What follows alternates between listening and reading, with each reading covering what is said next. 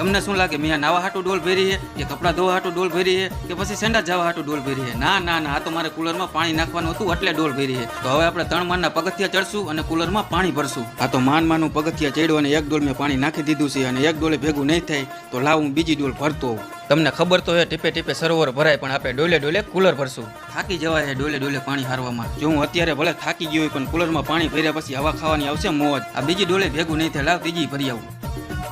કેટલા પગથિયા ચડવાના મિત્રો તમે જોવો ને. હાલ ત્રીજી ડોલે નાખી દો. હવે આ છેલ્લી ડોલ નાખી દઈ, કેમ કે હવે તમે કંટાળી ગયા હશો. હવે જેટલું ભરાણું એટલું ભરાણું. હવે એને હવા ખાઈ લે ચાલુ કરી દી ફટાફટ. કુલર સામે આપણે ઠંડી ઠંડી હવા ખાઈશું. આટલી બધી ગરમી મને કાં થાય છે, આને કાં નથી થતી? હા હવે ખબર પડી, કુલર એ બાજુ હતું, આ બાજુ ફરી જા મારા કલેજા. એને ભલે ગરમી થતી હોય આપણે હોઈ જાય. એટલે મારું મોઢું કેમ ભીનું થઈ ગયું? વરસાદ આવ્યો કે શું? ને કુલર કોને ફેરવ્યું?